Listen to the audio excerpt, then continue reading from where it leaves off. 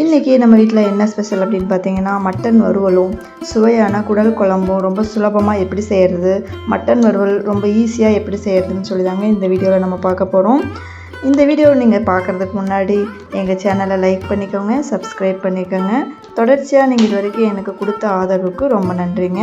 வாங்க இப்போ மட்டன் வறுவல் எப்படி செய்கிறதுன்னு பார்க்க போயிடலாம். அதுக்கு ஒரு அடுப்பில் ஒரு குக்கர் வச்சுக்கோங்க. அதில் மட்டன் நான் 1/2 கிலோவுக்கு கொஞ்சம் கம்மியாக மட்டன் சேர்த்துக்கிறேங்க. சேர்த்து அதில் நம்ம வேக வைக்க போகிறோம். மட்டன் வேக வச்சுட்டு நம்ம அப்புறமா மட்டன் வறுவல் சுக்கா வறுவல் செய்யும்போது நல்லா சாஃப்டாக வெந்து வருங்க.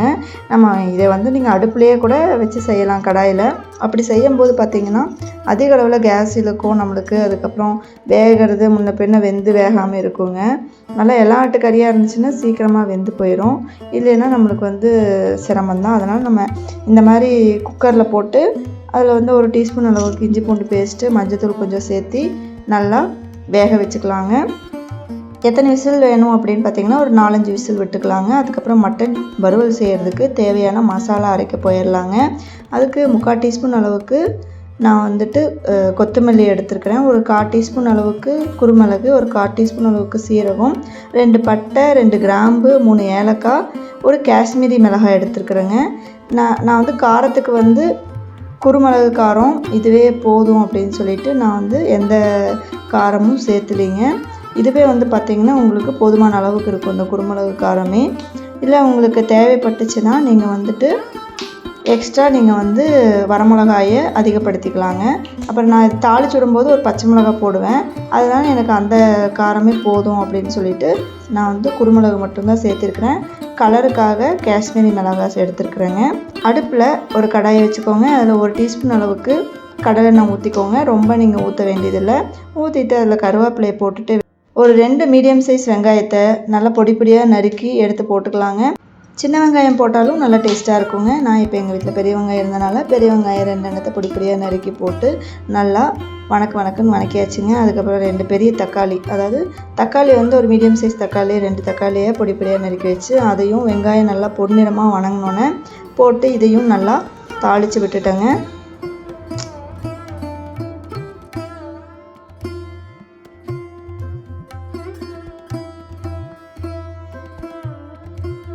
வெங்காயம் தக்காளி கிரேவி நல்லா வணங்கி வரணும்னா கொஞ்சமாக உப்பு சேர்த்துக்கிட்டோம்னா நல்லா வணங்கி வந்துடுங்க. நல்லா கிரேவி பதத்துக்கு வந்தோன்னா 1 டீஸ்பூன் அளவுக்கு இஞ்சி பூண்டு பேஸ்ட் சேர்த்துக்கலாங்க. இஞ்சி பூண்டு பேஸ்ட்டு ஆல்ரெடி நம்ம மட்டன் வேக வைக்கும் போதே போட்டிருக்கிறோம். அதனால இது 1 டீஸ்பூனில் ஒரு 3/4 டீஸ்பூன் அளவுக்கு சேர்த்துனிங்கன்னா போதும். இஞ்சி கொஞ்சம் அதிகமாகவும் பூண்டு கொஞ்சம் கம்மியாகவும் வச்சு இந்த கிரேவிக்கு நம்ம செய்கிறோங்க. ரொம்ப டேஸ்ட்டாக இருக்கும் இந்த மட்டன் வறுவல். நம்ம சும்மா சாதத்துலையோ இல்லை இட்லி தோசை எதில் வேணாலும் வச்சு சாப்பிட்லாங்க. நல்லா அற்புதமாக இருக்கும். ரொம்ப சிம்பிளாகவும் ஈஸியாகவும் செஞ்சிடலாம். அதுக்கப்புறம் அந்த இஞ்சி பூண்டு பேஸ்ட்டு, வெங்காயம் தக்காளி எல்லாமே நல்லா வணங்கினோன்னே நல்லா வணங்கி அந்த இஞ்சி பூண்டு பேஸ்ட்டு, வெங்காயம் தக்காளி எல்லாம் வணங்கி வந்தோடனே நம்ம அரைச்சி வச்சுருந்த அந்த மசாலா, அந்த ஸ்பெஷல் மசாலாவை நல்லா கொத்தமல்லி, சீரகம், குருமிளகு, பட்டை, கிராம்பு, ஏலக்காய் இது எல்லாத்தையுமே வெறும் வடசட்டியை போட்டு நல்லா அடுப்பை சன்னமாக வச்சுட்டு நல்லா வாசனை வர அளவுக்கு நல்லா வறுத்து எடுத்துக்கோங்க. வறுத்து ஆற வச்சு அரைச்சி நம்ம பொடி பண்ணி தான் நம்ம இந்த மட்டன் சுக்கா வறுவலுக்கு சேர்த்த போகிறோங்க. நான் ஒரு 1/2 டீஸ்பூன் அளவுக்கு சேர்த்துக்கிறேங்க. சேர்த்து நல்லா மிக்ஸ் பண்ணி விட்டுறேன். வேக வச்சுருக்கோம்லங்க அந்த மட்டனையும் தூக்கி இந்த மசாலாவோடு சேர்த்து போட்டு நல்லா கலக்கி விட்டுக்கணுங்க. அந்த மட்டன் வேக வச்ச தண்ணியவே ஊற்றி நம்ம வேக வச்சுக்கலாம்.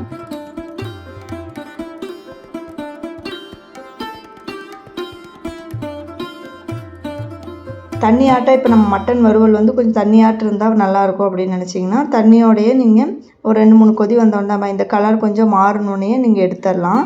இல்லை நல்லா கிரேவி பதத்துக்கு வேணும் அப்படிங்கிற பட்சத்தில் நல்லா அப்படியே சன்னமாக அடுப்பை வச்சுட்டு நல்லா வேக வச்சுட்டு மேலே கொஞ்சம் கொத்தமல்லி தழை, கருவேப்பிலை தழை போட்டு மூடி போட்டு வேக விட்டுருங்க. வெந்து வரும்போது அந்த கிரேவி அவ்வளோ அற்புதமாக ரெடியாக இருக்குங்க.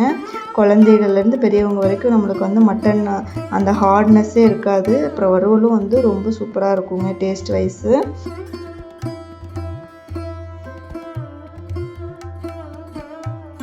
அதனால் நீங்களும் இந்த மாதிரி செஞ்சு பாருங்கள். செஞ்சு பார்த்துட்டு எப்படி இருந்துச்சு, இந்த மாதிரி மட்டன் வறுவல் ரெசிபி எப்படி இருந்துச்சு அப்படின்னு சொல்லிட்டு கமெண்ட் பண்ணுங்கள்.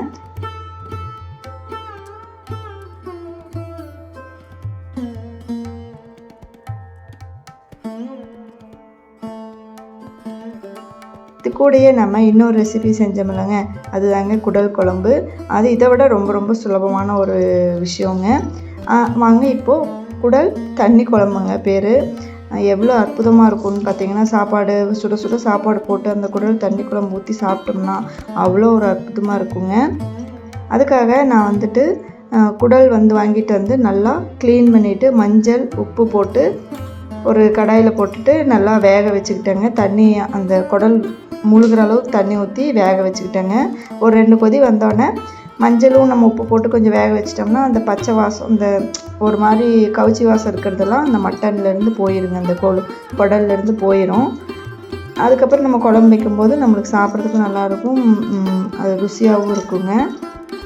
குடல் தண்ணி குழம்பு செய்கிறதுக்கு அடுப்பில் ஒரு குக்கரை வச்சுக்கோங்க. அதில் கொஞ்சம் தேவையான அளவுக்கு கடலெண்ணெய் சேர்த்திக்கோங்க. அப்புறம் பட்டை, கிராம்பு, ஒரு அன்னாச்சி மொக்கு, ஏலக்காய் 2, கருவேப்பிலை எல்லாம் போட்டு நல்லா வணக்கி விட்டுக்கலாங்க. வணக்கி விட்டு ஒரு பெரிய வெங்காயத்தை நல்லா பொடி பொடியாக நறுக்கி வச்சுட்டு அதையும் இந்த மசாலா பொருட்களோடு சேர்த்து நல்லா வணக்கி விட்டுக்கலாங்க. வெங்காயம் நல்லா கலர் மாறினோன்னே அதில் ஒரு பெரிய தக்காளியை நல்லா பொடி பொடியாக பழுத்த தக்காளி பொடி பொடியாக நறுக்கி வச்சு அதையும் சேர்த்துக்கலாங்க. சேர்த்து வெங்காயமும் தக்காளியும் நல்லா வணங்கட்டுங்க. நல்லா வணங்கி வந்தோடனே 1 டீஸ்பூன் அளவுக்கு இஞ்சி பூண்டு பேஸ்ட் சேர்த்திக்கலாங்க. இஞ்சி பூண்டு பேஸ்ட் போட்டு அது நல்லா இந்த பச்சை வாசம் போகட்டுங்க. இந்த இஞ்சி பூண்டோட பச்சை வாசம் போகட்டும்.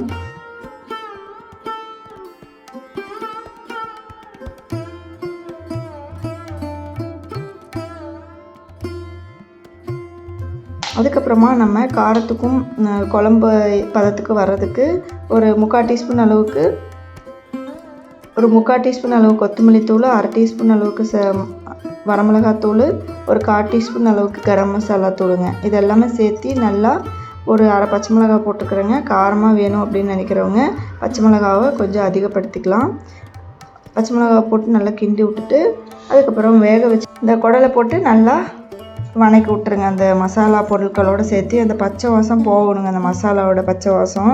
இந்த குடலும் நல்லா அந்த மசாலாக்களை கூட சேர்ந்து நல்லா கலக்கணுங்க. அப்போ தான் நம்மளுக்கு நல்ல ஒரு கவுச்சி இது இல்லாமல் நல்லா டேஸ்ட்டாக மட்டன் குடல் தண்ணி குழம்பு கிடைக்குங்க. இந்த முறையில் செஞ்சு பாருங்கள், ரொம்ப அற்புதமாக இருக்கும். இந்த கவுச்சி ஸ்மெல்லோ ஒரு இதுவோ இருக்காதுங்க, எல்லாருமே விரும்பி சாப்பிடுவாங்க. இதுக்கப்புறமா நம்ம நல்லா அந்த மட்டனை குடலை நல்லா அந்த மசாலா பொருட்களோடு நல்லா கலந்து விட்டதுக்கப்புறமா தேவையான அளவுக்கு தண்ணி ஊற்றி ஒரு கொதி விட்டுறலாங்க. உப்பு பார்த்துக்கோங்க. இந்த ஸ்டேஜில் ஒரு கொதி விட்டுட்டு நம்ம முதல்ல அந்த மஞ்சத்தூள் அந்த குடல் கூட சேர்ந்து போட்டு கழுவி வேக வைக்கும்போது நம்ம வச்சுருப்போம். இப்போ குழம்புக்கு தேவையான அளவு கொஞ்சமாக மஞ்சத்தூள் போட்டு அதில் தண்ணி ஒரு மிதமான அளவுக்கு தண்ணி ஊற்றுனீங்கன்னா போதும். இப்போ ஊற்றுற தண்ணி அளவு ஊற்றிக்க, ஏன்னா நம்ம தேங்காய் அரைச்சி ஊற்ற போகிறோம். அதனால் தண்ணி அளவு ஊற்றி ஒரு 2 கொதி விட்டுருங்க. இந்த குக்கரை மூடாமே 2 கொதி விட்டுருங்க. அதுக்கப்புறம் ஒரு 1/4 மூடி அளவுக்கு தேங்காய் எடுத்து அதை நல்லா மிக்ஸி ஜாரில் நல்லா அரைச்சி நல்லா தண்ணியாட்டம் அரைச்சி கொண்டு வந்துடுங்க. கொண்டு அதுக்கப்புறமா நீங்கள் இந்த ஒரு 2 கொதி வந்ததுக்கப்புறமா இந்த மசாலா பொருட்களோட இந்த குடலோட சேர்த்து நம்ம இந்த தேங்காயோட அரைச்ச பேஸ்ட்டு விழுதோட தண்ணியை சேர்த்துக்கிட்டு தேங்காயும் போட்டு நல்லா நமக்கு தண்ணி குழம்புனா எந்த பதத்துக்கு வேணுமோ அந்த அளவுக்கு பதத்துக்கு எடுத்துக்கோங்க. இப்போ உங்களுக்கு பார்த்தீங்கன்னா மட்டன் தண்ணி குடல் குழம்பு ரொம்ப அற்புதமாக தயாராகிடும். இதை போட்டுட்டு இதெல்லாம் பண்ணிவிட்டு உப்பெல்லாம் பார்த்துட்டு நீங்கள் மூடி போட்டு விசில் ஒரு 5-6 விசில் விட்டு எடுத்துருங்க. அப்புறம் குடலும் நல்லா சாஃப்டாக வெந்து வந்துடும். அந்த மட்டன் வறுவலும் தயாராகிடும். சுவையாக நம்ம சுட சுட சாப்பாடோடு வச்சு மட்டன் வறுவலையும் சுவையான மட்டன் குடல் தண்ணி குழம்பையும் ருசிக்கலாங்க.